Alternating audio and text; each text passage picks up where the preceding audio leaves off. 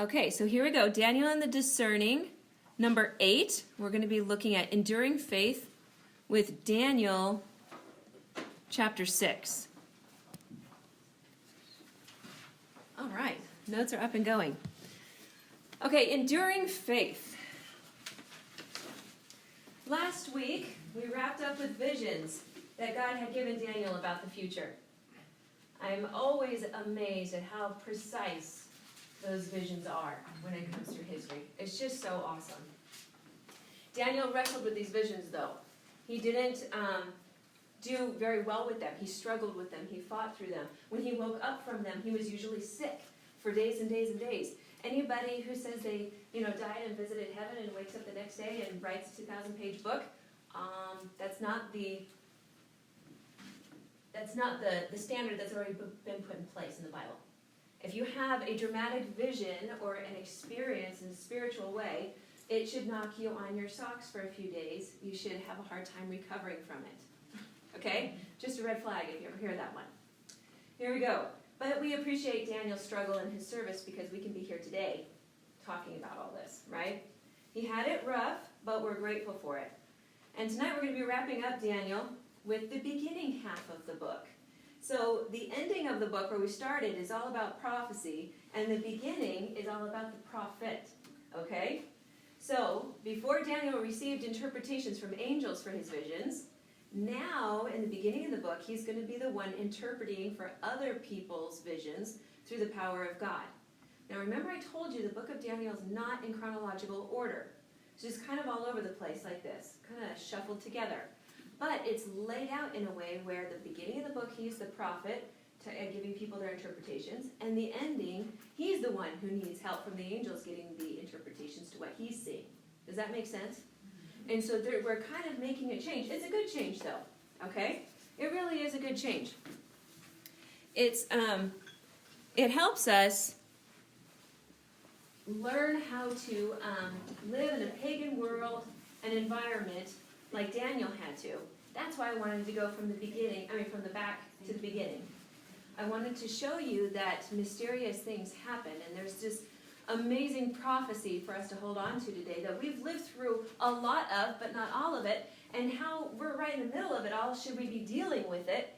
And Daniel's our best example because he lived right in the middle of it all. So now, for the next couple of lessons, we're doing these big life apps. What can you take to help you understand this lawless time that you're living in, okay, with increasing deception? All right, so we're going to start kind of at the end of chapter 5. If you remember, we've done this a couple of times. We visited chapter 5 with the handwriting on the wall. At the very end, when the handwriting on the wall happens, what happens with Daniel? He becomes the third highest in the kingdom, second highest ruler in the city of Babylon, right before it's invaded by the Medo-Persians and taken over. So I need you to picture this. Big banquet hall, the handwriting on the wall is all done, and everybody's just a mess. And he's dressed, remember, in a purple robe with a big gold chain around his neck. He's dressed for success, and he's just been crowned one of the highest rulers of the entire kingdom. And an invasion happens, and he's standing there right in the middle. Yeah, I knew you were coming. Kind of a deal. Now, typically, when there's an invading army, that army kills all of the leaders. Daniel should have died. He was dressed as one of the highest people in the entire kingdom. He should have died, but he didn't. That's weird. Why wasn't he executed? Well, my take is, you absolutely are untouchable if God has a mission for you. Whatever that looked like, Daniel should have died, but he didn't. And you just can't get away from what God has for you to do. It's what it is. So let's dive into this tonight.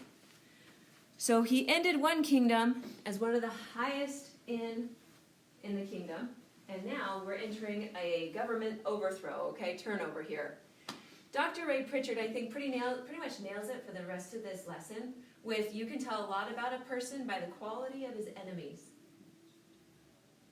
That says a lot about somebody, but it's hard for us to digest. See, now I like challenges. I like challenges very much. But what I do not like are conflicts. Don't like that so much. I don't like somebody yelling at me. Not so good at that. And there's a difference between the two. Okay? But what kind of quality of enemies do you have? How are they going to really rip down at you and stuff? You know that one of the most ripped down presidents in the United States history was Abraham Lincoln? That really says a lot of the kind of quality of man he was. And the same thing is standing for Daniel tonight. You can tell a lot about a person by the quality of his enemies. If you're making a ruckus for God, guess who doesn't like it? Okay?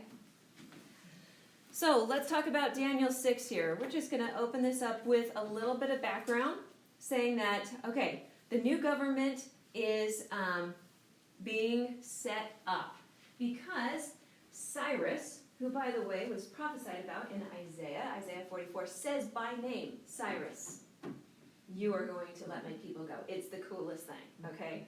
And he does. Cyrus, he has religious tolerance for everybody in the kingdom. He says, everybody go back to where you came from, worship however you want, do your own thing. Coolness. His son is like Cambyses or something, Cambyses. I'm sorry, I'm terrible with names, you know this. He took over next, and he was down in Egypt when somebody apparently in his kingdom was pretending to be him. So he decided that he should go deal with this pretender, and who was starting to take over the Medo-Persian Empire, and he died along the way. Now, one of the stories that I got was then Darius was appointed the ruler of the kingdom after him, which was a legitimate thing, because apparently they were somehow related. But a lot of people are related. So there's other people who started challenging this claim. So how he sets up the government in the first verses of Daniel 6 is, I'm going to divide them up into regions, and I'm going to put rulers over them and a little army in each one of them, and then they all report to me, and if anybody is challenging this, they will squelch it in that area first. So every one of these regions had a satrap over the top of it, they were called, and they were all appointed by him and loyal to him. That's one story. The other story is just that Cyrus likely appointed Darius over the kingdom afterwards. I don't know. Take it for what you want. But let's look at Daniel 6. Let's read verses 1 through 3.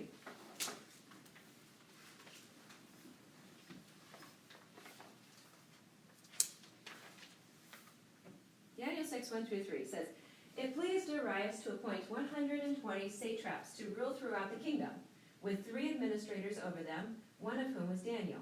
The satraps were made accountable to them, so that the king might among the administrators and the satraps by his exceptional qualities, that the king planned to set him over the whole kingdom. Okay. Chuck Colson once said there are three important ingredients to Christian work, and that's integrity, and integrity. Integrity is really the kind of the backbone to your witness in all truth. Okay?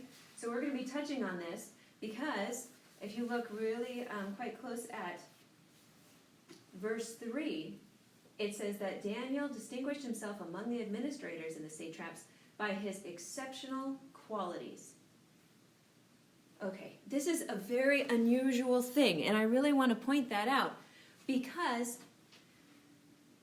no matter how exceptional his qualities were, he was still a conquered enemy. And on top of that, he wasn't just a conquered enemy, but he was a Jew. He was a foreigner in a conquered enemy's land. And now, according to the first verses of the chapter, he's put into the top positions. So you can see the difference between Nebuchadnezzar's gold head, where he is the ruler, it's a dictatorship, nobody can touch him kind of thing. Now we have not gold anymore, now we're doing silver, remember? Now, there's a little trouble, there's a little challenge. So he has to set up this 120 regions. I think later it turned to 127. But you have the satraps and a little mini army and a little mini secretary and all this kind of stuff, answering to 3 administrators, and then finally to King Darius himself. But that's to keep the unrest down. Do you see how it went from gold to silver, just in their government structure? Not one man saying something. We have quite a few levels to go through. But a satrap means the protector of the realm. And it usually was going to be a Persian nobility or a family member, okay, of royalty. 120 of these people appointed by Darius himself. Okay, so Daniel should have been killed right off the bat by Cyrus when he invaded. And Daniel was a Jew in a conquered enemy land. This was unusual. And he's made it to the top. That's only divine. That's God's work right there. Okay? Let's take a look at 2 more verses in.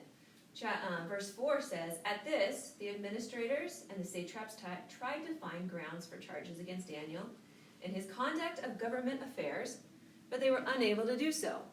They could find no corruption in him because he was trustworthy and neither corrupt nor negligent.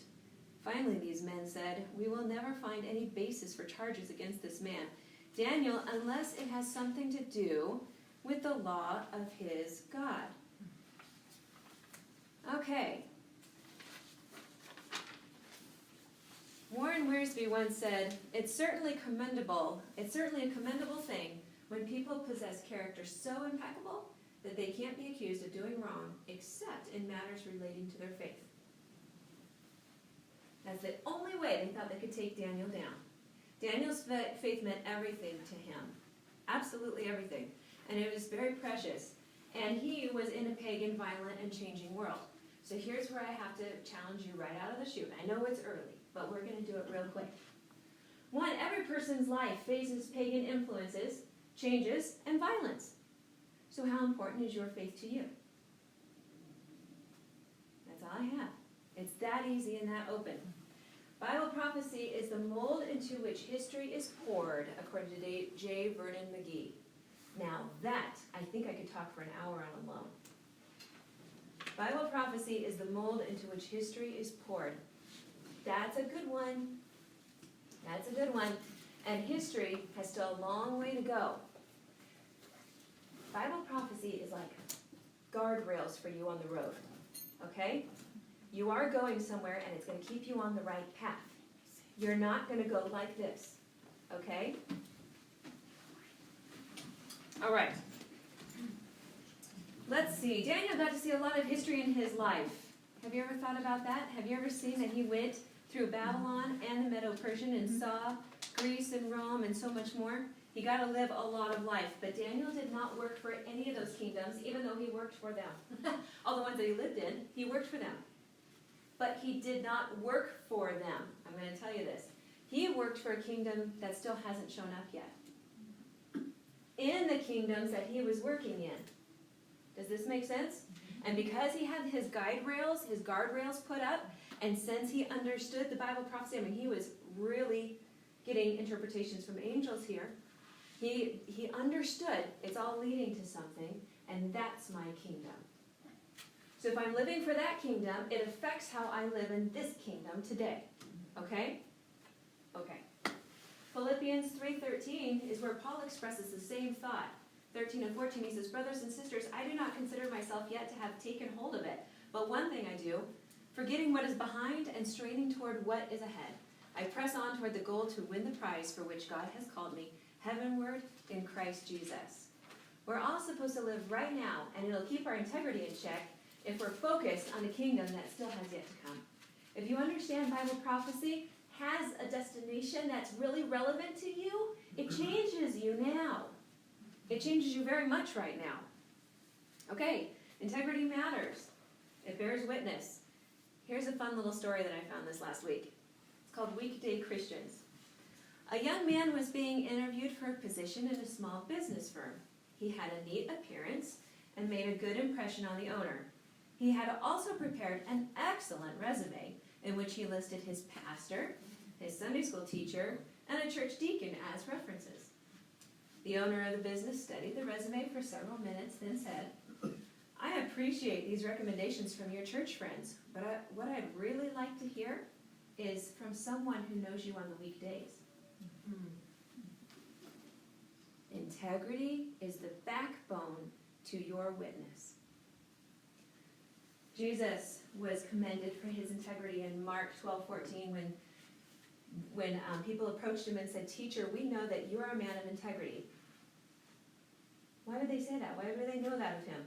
He says, because you aren't swayed by men, because you pay no attention to who they are, but you teach the way of God in accordance with truth. He doesn't water down the words. He doesn't change it for the rich people, to the poor people, or any people in between. It doesn't matter. Jesus was integrity, and so therefore, he was a straight shooter. And it didn't matter about anything in this world, because he was seeing the kingdom to come. Okay? All right, faith without integrity is no faith at all. I think perverted people believe that Daniel's integrity was his downfall. Like, they have an upside-down thought of it. Whereas integrity to us is our strength and our witness. To them, they found it as a downfall or a weakness. Okay? So they wrote up a legal document, you know the story, making the king God for 1 month to trap Daniel.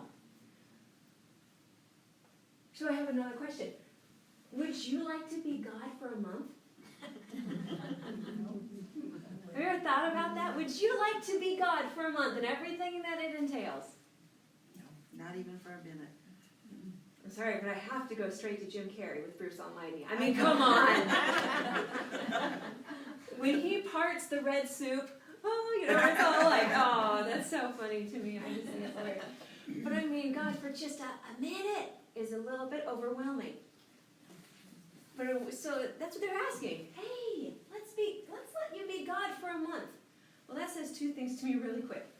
One, how powerful really are their gods if they think their king can be a god for a month? Okay, think about that one. And two, how bright was that leader to want that job? I mean, really. Ugh. Okay, I got to get back on course here. Let's see, what are we at? Okay, so we're going to pray for revival here. So what did Daniel get in trouble for? He got in trouble for praying, because he wasn't praying to the king God, he was praying to his God, okay?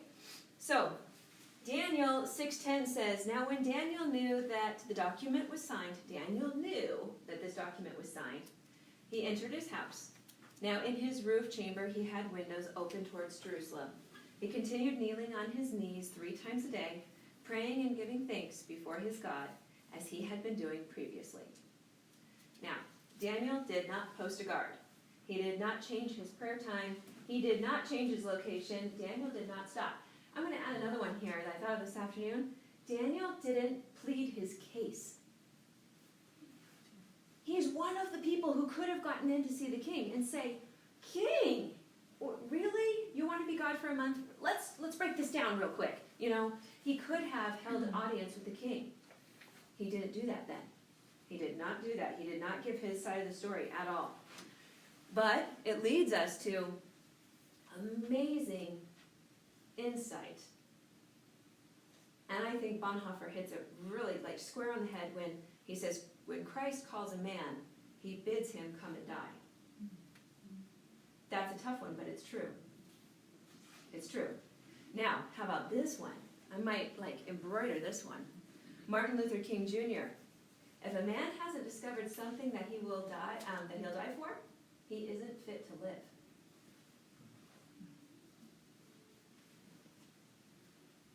Have you found something in your life that is worth dying for?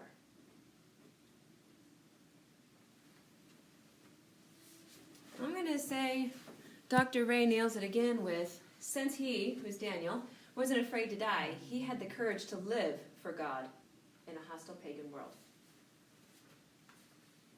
Dying and living. It's an ugly little balance that each one of us has to figure out. Which one's more important than the other?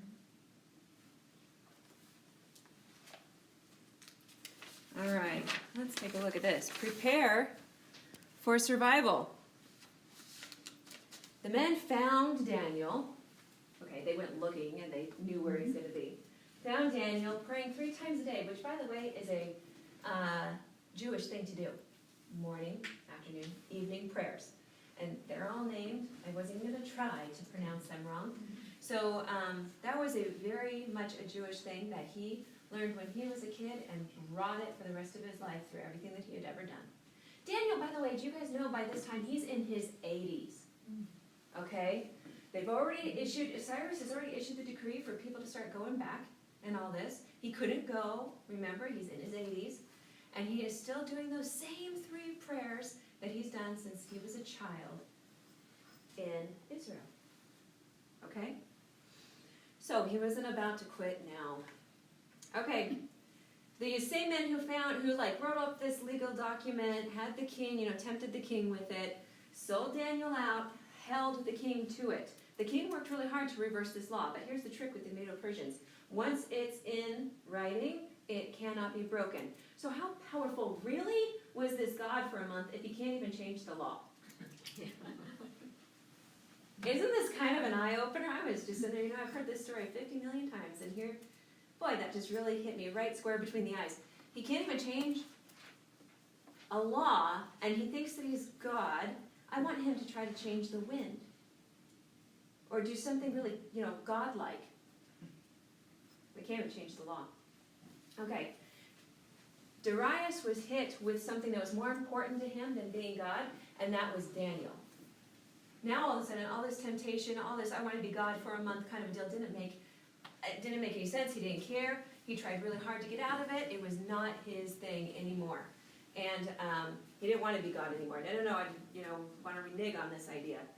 He almost begged Daniel's God without speaking to him. Okay? He begged him without speaking to God when he declared to Daniel, your God whom you constantly serve, he will himself deliver you. Do you see how it's kind of a question request to God, but it's not speaking to Daniel? It's to God, he's telling Daniel, your God's going to save you. Kind of like this command. I think it was completely desperate. That's what it was, but that's my take on it. People in the ancient day, in my opinion, get themselves very, very wound up about their gods. They do crazy things. We see this all through Scripture. They'll cut themselves, they'll scream, they'll starve, they'll do terribly awful sexual things. They do all these things and get themselves all wired up about their gods, and then they look at their king as a god. So what really do they have to fear when their gods are only that powerful? Does that make sense? And like I said, he couldn't even change the law. He couldn't really do anything. If a man could be God, how mighty really were these gods that they were worshiping so much? I really have said this 2 or 3 times because I want you to think about this. They worked themselves up, or they listened to people who worked them up. And that makes a big difference. It's like sheep, they just go, kind of, and they just work themselves up into a bit of a frenzy every once in a while. So, let's see. In the end, all Darius could do, honestly, in this instance, was lose sleep. That's all he could do. All he could do was just stress out and lose sleep over the entire event. Let's read Daniel 6:20. He says, the next morning when Darius came near to the den to Daniel, he cried out in a troubled, some Bibles say pained, voice. The king spoke and said to Daniel, Daniel, servant of the living God, has your God, whom you constantly serve, been able to deliver you from the lions? First of all, I want to just pull out real quick. I really wish I was known as, or my title was, Haley, servant of the living God. Like, what a cool resume. You don't need anything. That's it. Servant of the living God. But in the very next verse you have, then Daniel spoke. That says a lot right there. Daniel was completely saved in every way. Completely saved. Now, I've tried to use my imagination for what it would have been like to be in a lion's den for an entire night. I don't know about you, but I have problems with smell. That's probably going to be my worst part about that whole thing. Next part, I really don't do so well with animals. Like kittens bother me. Life-size kittens, like big size, not so good. I'm pretty sure that I would give myself a stroke, that lions wouldn't have to do anything. So I know my personality and makeup wouldn't do very well. But Daniel spoke. Now, when he did speak, he said it with complete reverence. Okay? Look at this. It says, I just love this so much. Daniel answered, "May the king live forever." He has complete reverence still for him. Like, I understand. You're just human, not God. Right? And he was completely fine. But this is where Daniel decided to tell his side of the story. He didn't do it before the punishment. He did it after. Let's read 21. Daniel answered, "May the king live forever. My God sent his angel and shut the mouths of the lions. They have not hurt me, because I was found innocent in his sight, nor have I ever done any wrong before you, your majesty." The king was overjoyed and gave orders to lift Daniel out of the den. But see, that's when he gave his side. He didn't go groveling at the beginning. He knew that he was going to be breaking the law, and he took the punishment for it, and then he gave his side of the story. Okay? Now, like I said at the very beginning, this is one of the most treasured stories that we've learned from the very beginning. And in my opinion, it's always been told as an isolated event. Daniel's in the lion's den. Like, that's the whole story. I think there's a little bit more to that tonight. Okay? I want you to read with me. Let's see. Daniel, let's start at verse 25. Then King Darius wrote to all the nations and peoples of every language in all the earth. By the way, the Medo-Persian Empire was the largest one. It was massive, absolutely massive. North Africa, all the way to the other side of India. It was just huge, okay? May you prosper greatly. I issue a decree that in every part of my kingdom, people must fear and reverence the God of Daniel. For he is the living God, and he endures forever. His kingdom will not be destroyed. His dominion will never end. He rescues and he saves. He's performed signs and wonders in the heavens and on earth. He has rescued Daniel from the power of the lions. So Daniel prospered during the reign of Darius and the reign of Cyrus the Persian. How does that start? Every part of my kingdom, people must fear and reverence the God of Daniel. Okay? Then it ends with, so Daniel prospered. Okay. Daniel was put back into his place. He's in his 80s, but he hasn't retired yet. Put back into his place as administrator. He's over his region, okay?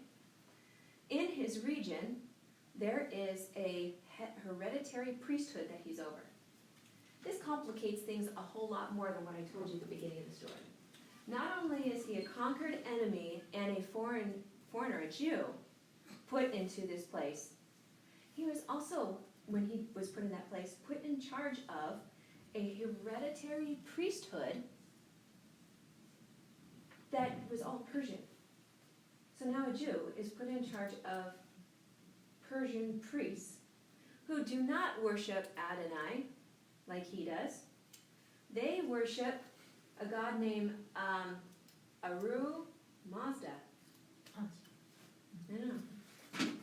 And he was all about fire god, Zoroastrianism or something like that. We'll talk about it when we come back together next time in a few weeks. But it's fascinating. Do you see how much more complicated that just got right there? Okay, so now he's going to prosper. So, here's my speculation. Have some fun with it. After being saved by the lion's den, by God in the lion's den, here's my thought. He was put back into his place, and this was a position even over a priesthood. Daniel will now change positions with God, though. Remember how I said he was the prophet, and now he's going to start seeing prophecy, right? Okay, he's in this change time in our book. Instead of being the interpreter, he is going to be interpreted too, and he's going to start writing these down. And remember, one of the very last verses very first for us, was Daniel 12:9. Go your way, Daniel, because the words are rolled up and sealed until the time of the end. Daniel's position in the government he was able to create whatever he wanted, and he created something that he saw that he really, really needed, or other people were really going to need, with this hereditary priesthood. Okay? It's something that will last for over 500 years. Here is my speculation. Daniel was getting ready for the arrival of the king. What I haven't told you yet is that the hereditary priesthood is called the Magi. And Daniel was called the Rab Magi. The Rab Maj. So here is what I think happened. Daniel in the lion's den was not an isolated event. It was necessary to show the power of God is not in a person, but in Adonai, God. Only he can tame the lions. And during this time, when they saw this, there were eyewitnesses to this account. Now, we know that the king Darius himself never claimed in Scripture to follow Adonai, but that doesn't mean there weren't other people. And here's my thought, my speculation, is that inside that hereditary priesthood, there were some who were converted to Adonai. And they started studying the book of Jeremiah and the works and Daniel's visions and what he went through for the rest of his life and what he had gone through. I think they were fully committed to the sealed and the unsealed word of God. And they never gave up. For 500 years, they didn't give up. 500 years, because we see them again in Matthew. Okay. Matthew 2 says, after Jesus was born in Bethlehem in Judea, during the time of King Herod, Magi from the east came to Jerusalem and asked, where is the one who has been born King of the Jews? We saw his star when it rose and have come to worship him. They knew there was going to be a king. They had understanding that there was a kingdom coming. And how did they interpret that prophecy? Literally. So literally that they traveled for over a month to get there. Now, do you want the longest run-on sentence of your life? It's very exciting. Okay. God brought these faithful students of Daniel through 3 different governments, 500 years, and a month-long journey without a map to not only bring gifts that will foreshadow Jesus' identity and pay for his upbringing, but the Magi were given the gift of seeing Bible prophecy fulfilled in Jesus Christ's first arrival. Gives me goosebumps. Oh, good. It gave me goosebumps too. Because I knew that this happened, but it wasn't until I was reading about the lion's den when I thought, this is my speculation. I didn't read this from anybody else. I'm taking the blame on this one. If I'm completely wrong, it's me. But I thought, man, that can't just be for a life application for us to use today.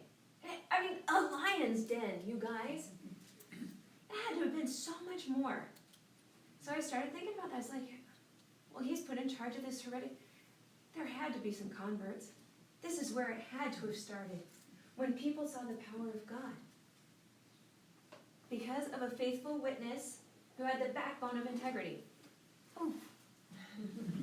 So cool. Okay, where am I? All right. Basically, that's just about the end here. Did you see my 3 points for tonight, though? This is what applies to you, because you're in the same seat as Daniel, except waiting for a different arrival.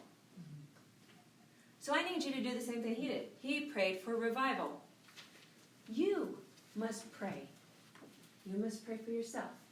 You must pray for your family. You must pray for your church. You must pray for your community and for your nation. You must pray for Israel.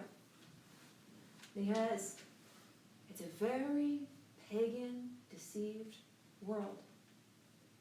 And the darker it gets, like Daniel understood, one person is a really bright light for Christ when he has the backbone of integrity and the guts to do it. Pray for revival. But please prepare for survival. It's not easy. It's not easy. You have to understand that lawlessness and deception are on the rise.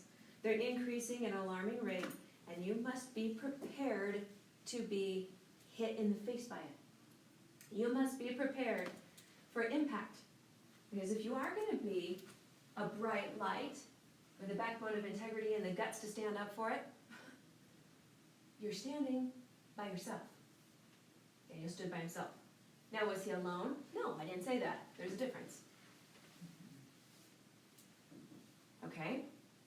God is always with you. He is for you. He is not against you. He will stand with you and give you the courage that you cannot quite understand right at this moment. But you will look and feel at times absolutely all alone. So prepare for that.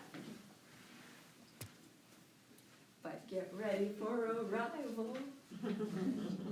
Third point, get ready for arrival. You must know that Jesus calls himself faithful and true, because he will be faithful to every prophecy and true to his word at his second arrival. I didn't put this in the notes. So this is me completely. It's been on the back burner. I'm just going to say it out loud. 500 years. That's a long time. That's longer than the United States of America. 500 years is very, very, very long. How many people lived in that gap, passing down this truth? How many people who felt they were like nothing or insignificant or oppressed by the Greeks or the Romans or anybody else around them for all of those years, all of those centuries? And they were nothing but passing this down. And it seems so little. But if one person isn't there to pass it down to, it would not have made it 500 years. So that was rolling around in my head. Because, I'll just admit it, sometimes you feel kind of small in this world, right?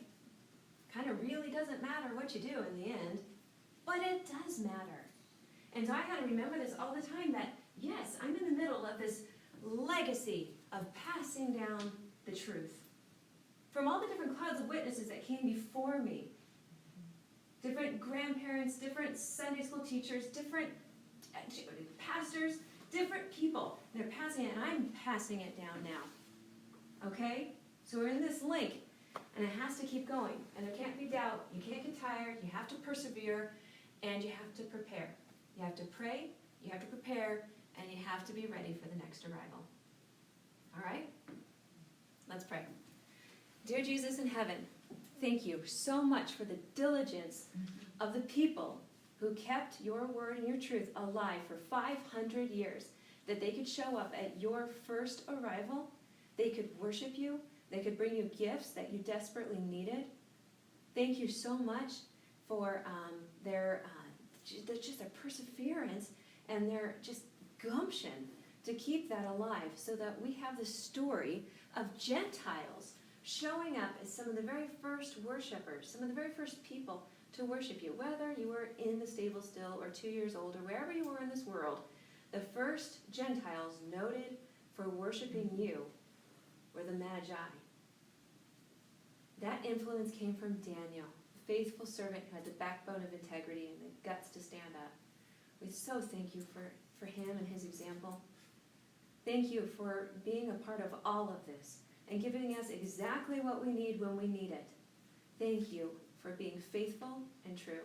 In Jesus' name I pray. Amen. Amen. That was awesome.